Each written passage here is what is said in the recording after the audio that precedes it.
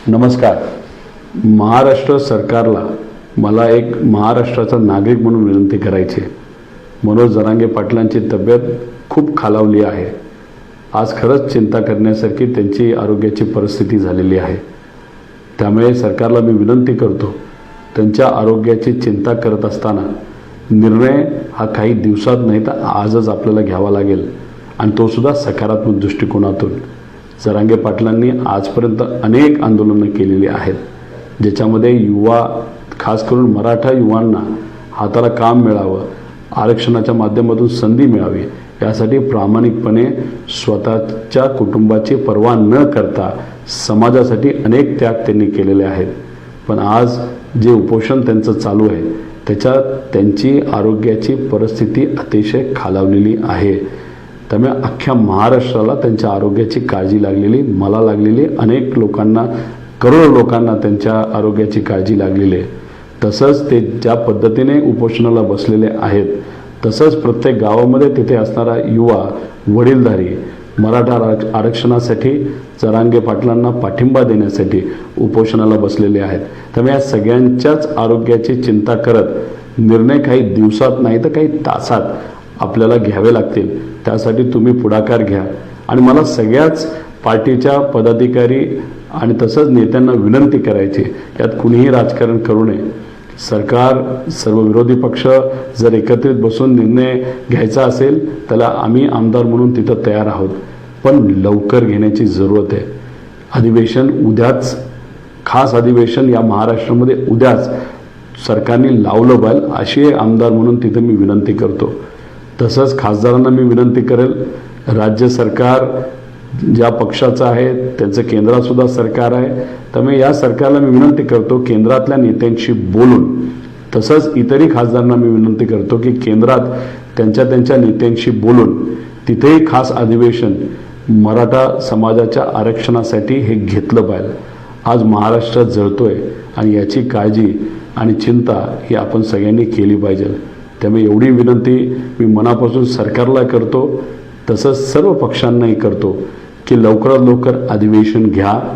अधिवेशनामध्ये फक्त आरक्षणावर चर्चा ही झाली पाहिजे. तसंच केंद्रामध्ये सुद्धा ज्या पद्धतीने काही महिन्यांपूर्वी स्पेशल पार्लमेंट घेतलं होतं, तसंच एक स्पेशल पार्लमेंट घ्यावं, ते सुद्धा महाराष्ट्राच्या हितासाठी घ्यावं. महाराष्ट्र एक प्रमुख राज्य या देशामध्ये, आणि मग महाराष्ट्रात जळत असेल तर पार्लमेंट ही घेतलीच पाहिजे. आणि राज्यात सुद्धा अधिवेशन, खास अधिवेशन हे पुढच्या 2 दिवसामध्ये झालंच पाहिजे, असा आमदार म्हणून, महाराष्ट्राचा एक नागरिक म्हणून मी विनंती करतो. आरक्षणाला माझा पाठिंबा आहे, तसंच आंदोलनाला सुद्धा पाठिंबा आहे.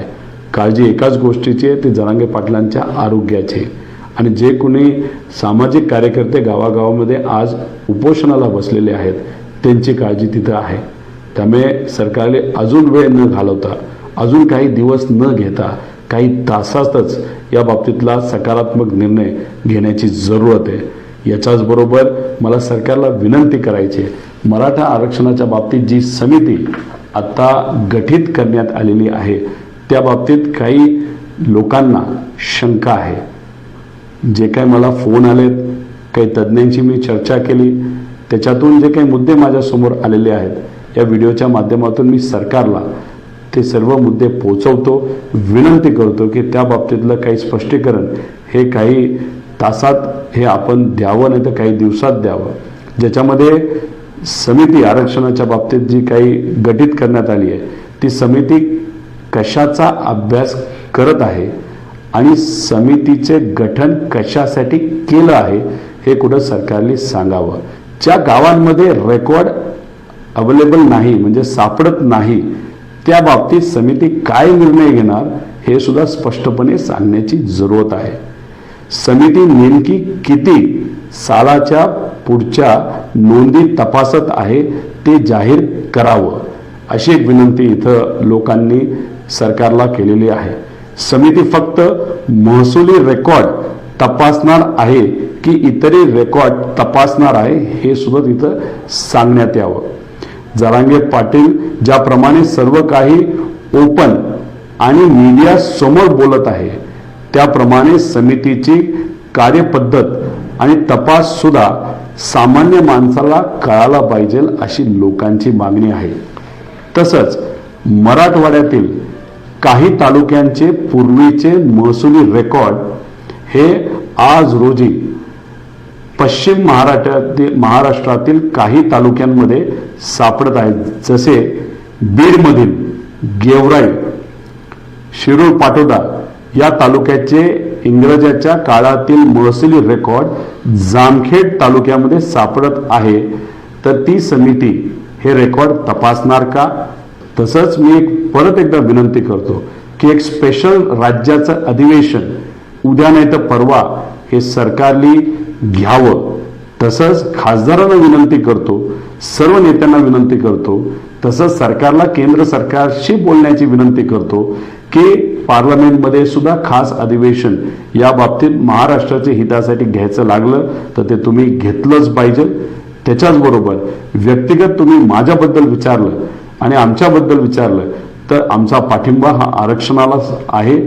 तसंच या आंदोलनाला सुद्धा आहे. फक्त चिंता ही जरांगे पाटलांच्या आरोग्याची आहे. तसंच आंदोलनाला बसणारे जे सामाजिक कार्यकर्ते आहेत ते मराठा समाजाचे आहेच, पण इतर समाजाचे सुद्धा काही सामाजिक कार्यकर्ते हे मराठा आरक्षणासाठी उपोषणाला बसलेले आहेत. त्यांच्या आरोग्याची चिंता ही आम्हा सर्वांना वाटते.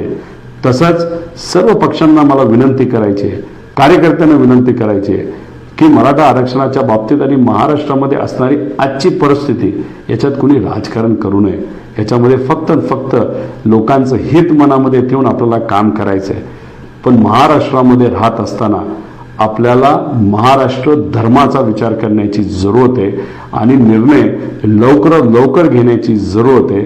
तर सरकारने या बाबतीतली नोंद घ्यावी आणि स्वाभिमानी महाराष्ट्राला आज जी काय परिस्थिती आहे, जो काय आपला स्वाभिमानी महाराष्ट्र पेटलेला आहे, त्याच्यामध्ये शांतता येण्यासाठी लवकरच जरांगे पाटलांना सरकारने भेटावं, सकारात्मक निर्णय घ्यावा आणि कुठल्याही पक्षाने, कुठल्याही नेत्याने, कुठल्याही कार्यकर्त्याने उगाच राजकारण करू नये, खोट्या गोष्टी स्प्रेड करू नये. तसंच वातावरण अजून तंग होण्यासाठी कुणीही प्रयत्न करू नये. प्रयत्न हाच असावा की आरक्षण कसं मिळेल आणि जे उपोषणाला बसलेले आहेत सामाजिक कार्यकर्ते, प्रामाणिकपणे बसलेले आहेत, त्यांच्या आरोग्याची काळजी ही आपल्या सर्वांना घ्यायची आहे. एवढंच एक महाराष्ट्राचा नागरिक म्हणून मी सरकारला विनंती करतो, सगळ्यांनाच विनंती करतो. माझा आरक्षणाला पाठिंबा आहे, आंदोलनाला पाठिंबा आहे. काळजी फक्त आरोग्याची आहे. त्या बाबतीत लवकर निर्णय काही दिवसात नाही तर काही तासात सरकारने घ्यावं अशी एक विनंती इथं करतो. धन्यवाद.